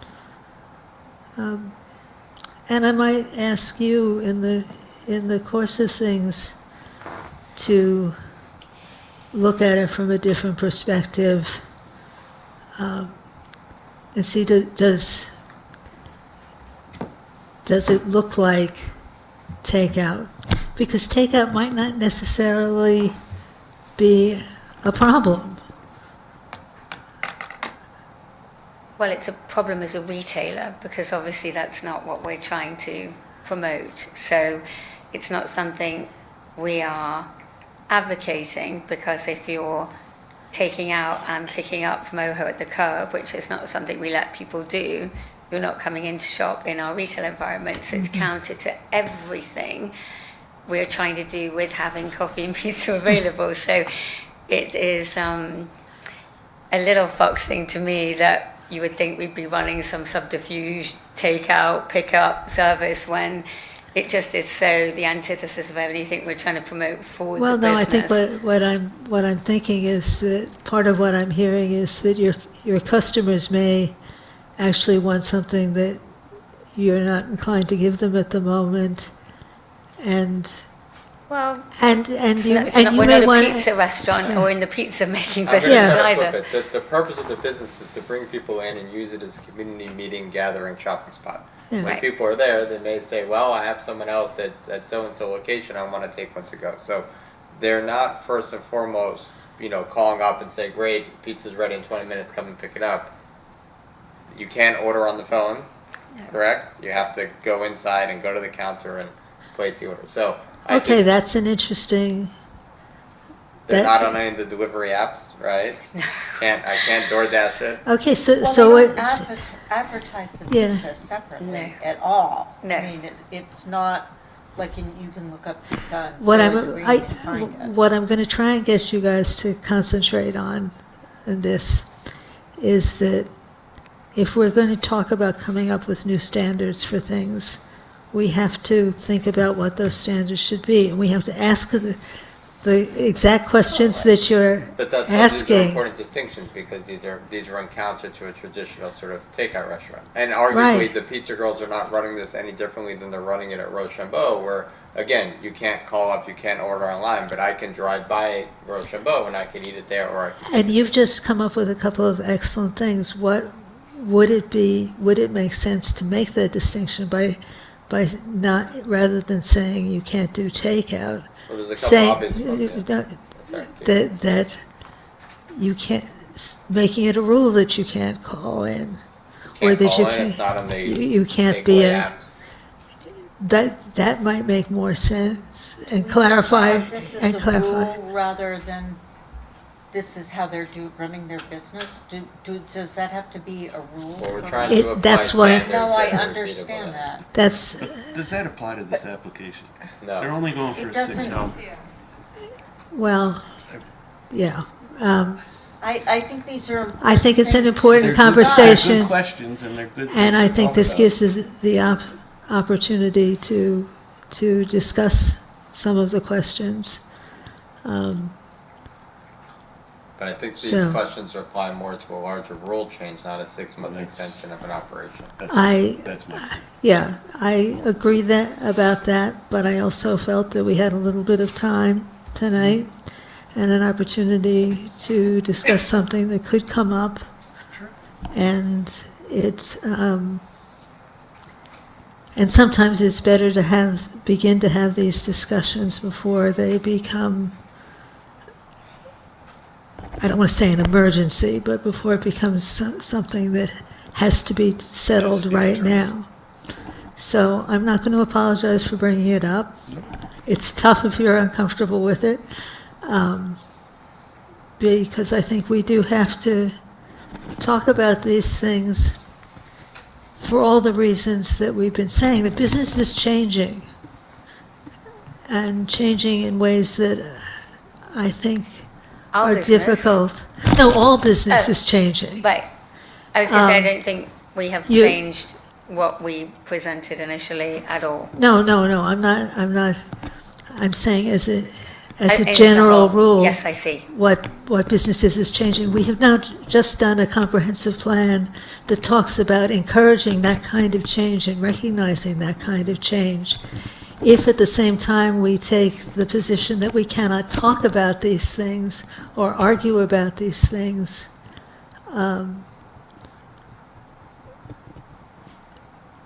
or even question some of these things, then I don't think we're ever going to get where we have to get. So So I don't quite see why it's problematical to discuss I it. think that's a good pin to put in this, if we can So- move forward with the application at hand, 'cause I know we have Okay, so we've got a resolution, and I believe we have some conditions on that resolution, the same ones. And Yes. have we had a second? not yet. I will second the resolution, just to make things interesting for once. Is there any further discussion? The resolution, if anybody's forgotten, is to give another 6-month extension. But this will have to be the last extension. If we go past this, we have to look for other alternatives. Because we can't keep doing this on a, Extension. Hopefully there'll be progress with the Department of Health and Yeah. the water reports. and it will be settled. So, any further discussion?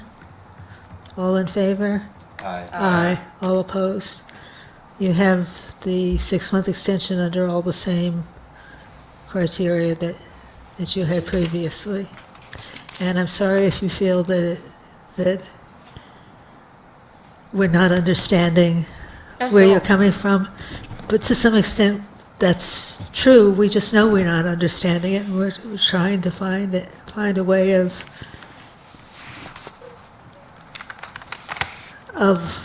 keeping it as part of the bigger picture. And no, I don't think that at all. So, good luck, and keep us informed, and if there are any new and exciting ideas, coming by and talking to the planning department about it is a good idea before you do it. I don't have any ideas for Bedford. Thank you so much. Take care. Good night. Okay. Next item on our agenda is to consider a site plan application for a new restaurant establishment pursuant to Town Code 125-3. The owner is Benchmark Bedford Retail LLC, and the applicant is 625, 629 Old Post Road, Bedford. That is also the location of the operation. Good evening. Good evening. I'm Jordan Vogel. I'm the owner of 629 Old Post Road. I'm also hoping to open and be the owner of a bar called The Oak, that we want to open. The building's 4 retail locations. Vincent Whitmore occupied the corner, which was a real estate brokerage office. They went out of business in February, and I'm hoping to open a high-end bar and pub.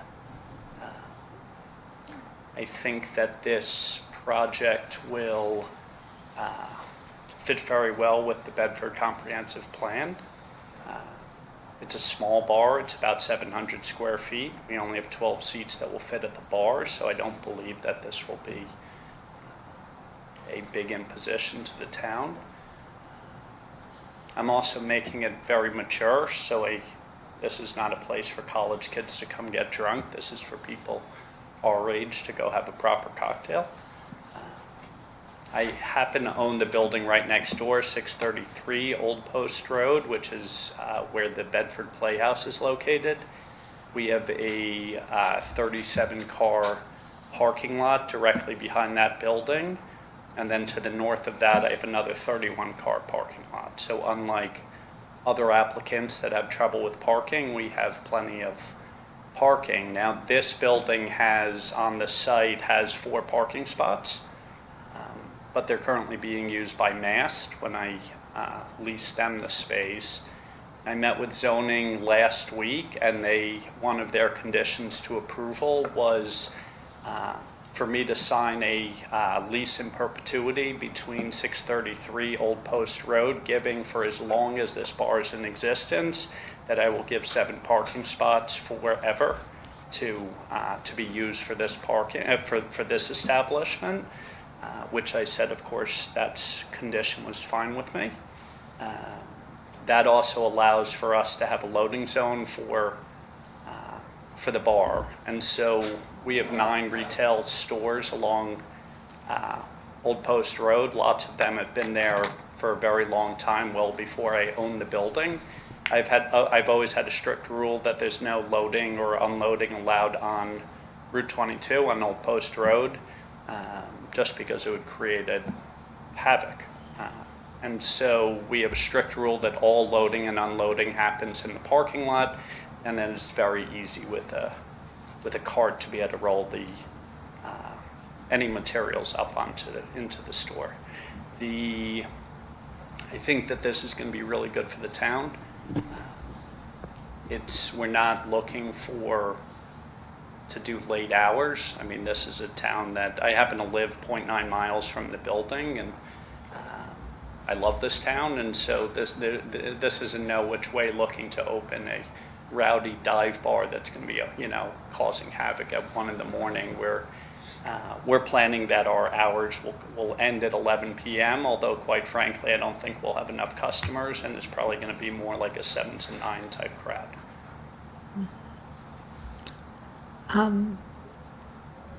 Do you have a lighting plan for your, We're not doing any exterior lights. no exterior lights? Okay. And then the other thing I should mention is, I only found this out about a few months ago, but there's no designation in the zoning code for a bar or a pub. And so the choice was, should we apply for a cafe license or should we apply for a restaurant license? And my view was if I applied for a cafe license, it would be misleading. And so I think if you approved, you would all come and say, I don't know why I'm ordering a martini in a cafe.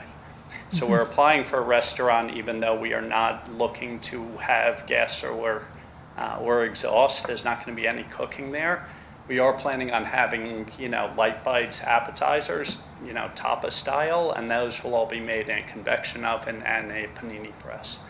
So even though the application says a restaurant, it's gonna be a bar with light bites. Which makes a lot of sense to me, actually. And I think you're wise to, I think it fits better into the restaurant category than into the cafe category, because it's, the other thing about a cafe is it's really ancillary to another retail use, and that's not what you're doing. Correct. And New York state law requires you to have some sort of food in a bar anyway. Absolutely. So I have no problems with it being a restaurant, particularly since you can make the requirements for a restaurant. What's the use for upstairs? I saw you have an office. Is that just for ownership? There's no Correct. public access at upstairs? No. Okay. Is food prepared upstairs or heated upstairs and brought down? Because it looked like there were combi ovens or something up there. There'll be storage up there. Food will be prepared behind the bar, and that will be storage, but only for employees. In terms of the food preparation, are you limited in what you do in terms of food preparation by the Department of Health, or is this just a self-limitation? It's a self-limitation. We haven't, we'll of course have to apply to Department of Health. I put a new septic tank for this building at the end of last year. And so my hope is with a brand new system that will work.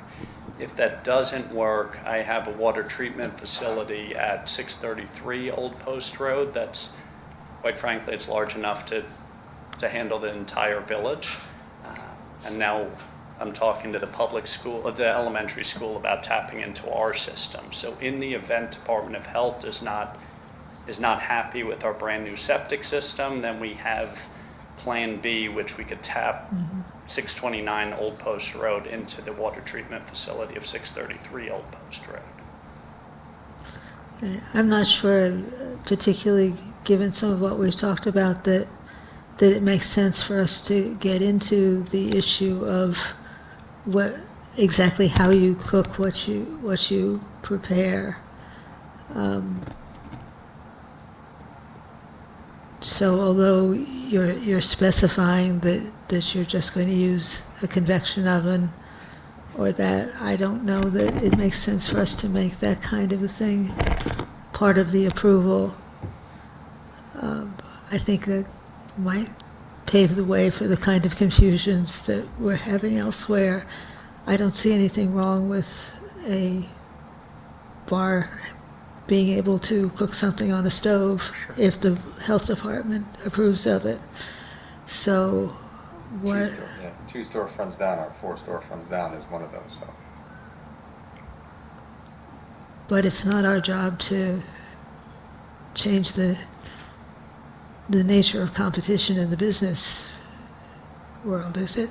I mean... No, my point is I don't see an issue if they choose to not serve food, if we're approving it for them being able to serve food, but if the building has limitations that prevents the preparation of food, but we're approving it for a full-on restaurant, knowing that there's also restaurants in the immediate vicinity, I have no issue with that. Oh, I see what Yeah. you're saying. Okay, now we can't, if the health department says they can't prepare food, then what Correct. we've said is useless. So obviously, a condition of approval would be health department approval, but I'm saying that that would be, as far as I'm concerned, the only condition Correct. in terms of the food. And as for what New York State will accept, basically New York State will accept cheese and crackers. Can I bring my leftover Ojo pizza though? That's the question. So I'll tell you a little bit more about the menu, mainly because it's fun and we're all going to be there. With SLA, the State Liquor Authority, you could get away with crackers. Yeah. And so lots of Olives. bar owners will just have crackers, or maybe you switch it up one night and have pretzels.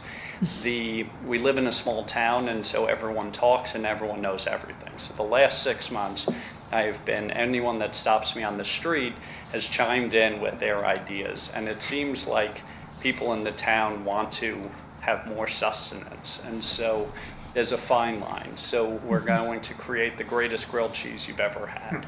We're going to have tapas type items. It's going to be the type of place that if you go in for a drink and it's to meet a friend at 6 o'clock, at 7 p.m. we don't want you to have to go to DeChico's and make a whole big meal. If you want to get 2 or 3 appetizers, then that holds you through dinner. But we're doing a lot of this. I'm sure you could hear from my enthusiasm. I'm spending much more time on this than I should compared to my full-time business of real estate, but it's because I care about the community. And this is something that I truly believe fits perfectly in the comprehensive plan.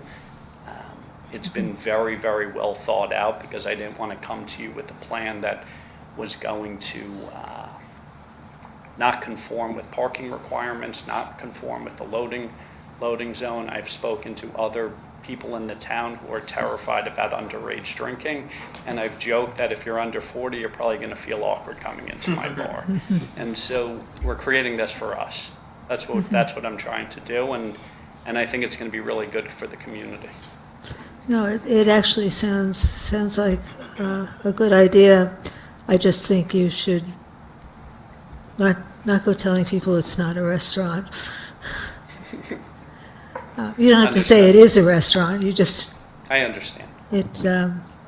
because you may actually find that a lot of people, when they go out on a Friday night, just want tapas. Agreed. If the approvals are, if the building is suitable for restaurant, it can get the approvals. I mean, that none of the issues we were dealing with in the prior application are relevant here, so. Yeah, That's it's- a good situation. So it's a cleaner application. The one thing I will ask you, one of the conditions I put on is if a change in the type of cooking you're doing involves exterior changes to the building, that you'll come back for approval of that. Absolutely. For example, some kinds of cooking involve much more elaborate vent systems. Of course. And that's something we would like to be able to review. There have been some interesting developments here and there over that. Understood. Chair, may I make 3 comments? Yes, please. 2 questions actually for the applicant first, just to make sure everyone's on the same page. At this time, you are still not proposing outdoor seating, correct? Correct. Okay. You're also not proposing any exterior changes to the building, save for a sign? Could you repeat the question? You're not going to propose any exterior changes to the building except for a new sign? That's correct. Okay, and so for that, you do know that your sign permit application goes through the building department, but also review through the Historic District Review Commission? I understand. Perfect, and I do see the chair is on board. So if there were any additional exterior changes, that too would also have to be reviewed by By the Historic District, yeah, that's a good point, yeah. And you're not proposing any changes in in lighting? Exterior. None. Exterior, okay. I'm intimately familiar with the historic and In Bedford Village, we're going to look for a white sign with black letter. I like it.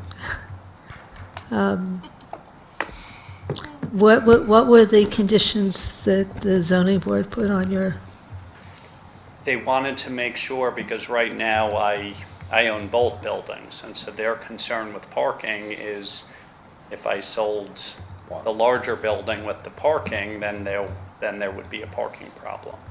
And so their requirement was a lease in perpetuity for the length of time that this space is approved as, or operating as a bar/restaurant. And a condition of getting a final CO would be to present that lease in perpetuity to the town, which I gladly accepted. okay. And that was for 7 off-street parking and 1 off-street loading, I believe. Correct. Okay, so that would also be a condition of our approval in that case. So signage has to be approved by the Historic District. Lighting is not an issue.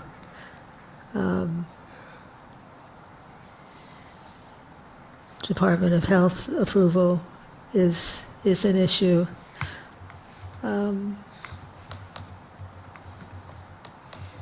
Did the This applicant is- apply to- Did you apply to SLA yet? We did. You did.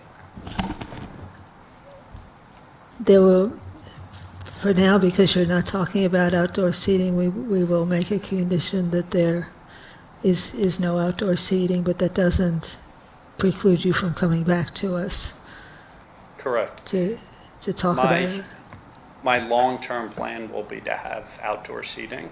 I would, But I want to do it as phase 1, phase 2. So get approved, open, have the operation running smoothly, and then I would hope to come back maybe in spring of '26 so we could open for summer of '26. But I fully understand that we'd have to come back and present the case to you guys.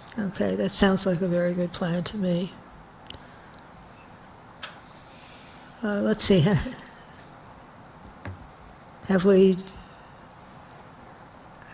we've done so many secret type 2s this time, I can't remember whether we've done the secret type 2 on this one yet. Not yet. I move that we find this as a type 2 action. Second.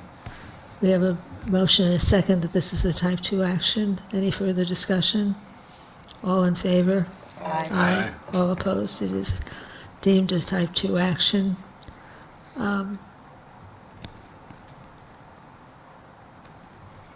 I get the feeling that most members of the board are as comfortable with this as I am.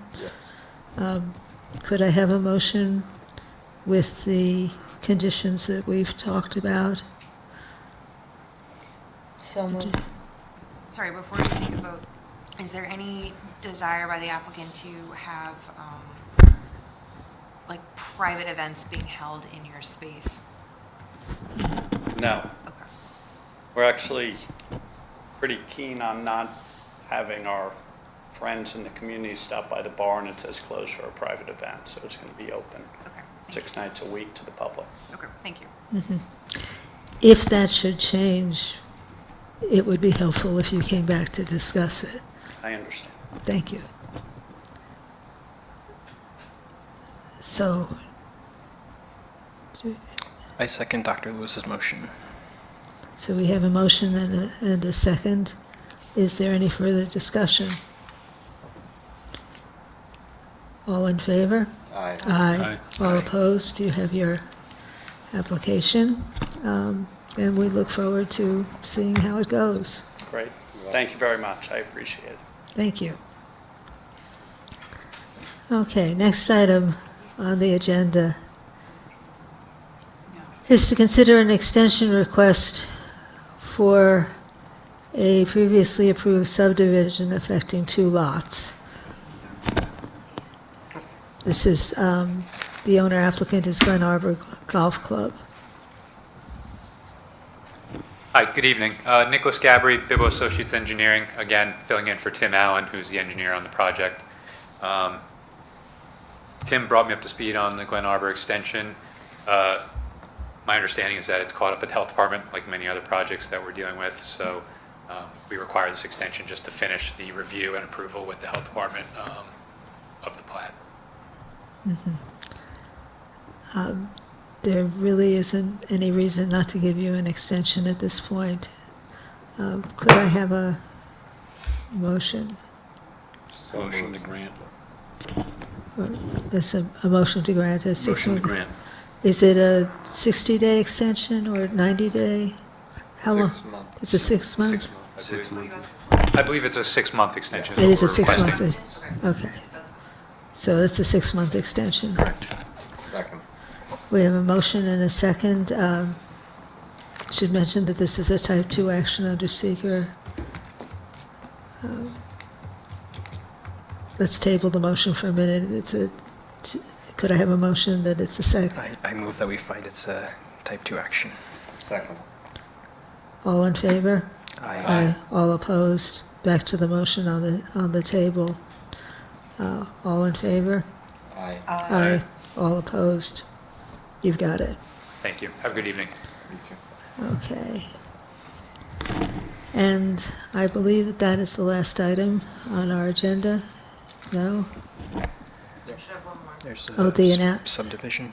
Another repeat customer for subdivision.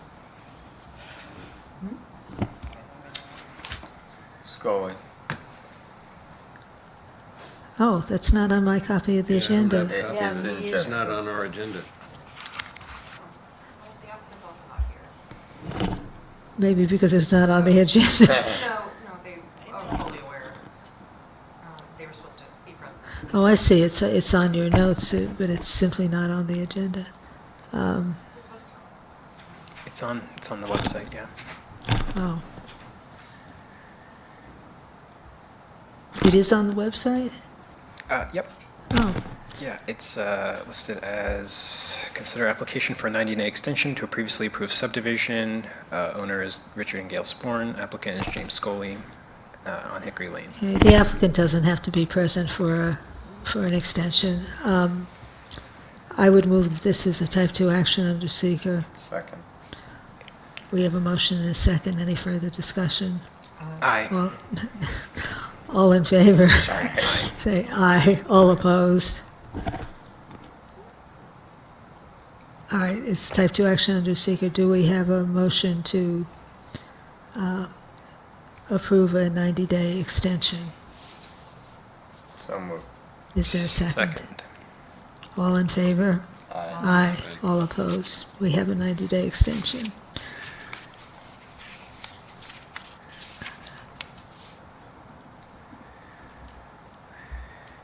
There's no announcement. I'm just realizing that it should have been with the conditions of the previous. I would have captured that for you, but yes. Okay. Move to close the meeting. So could I have a motion to close the meeting? So moved. Is there a second? Second. All in favor? Aye. Aye. All opposed? The meeting is now closed.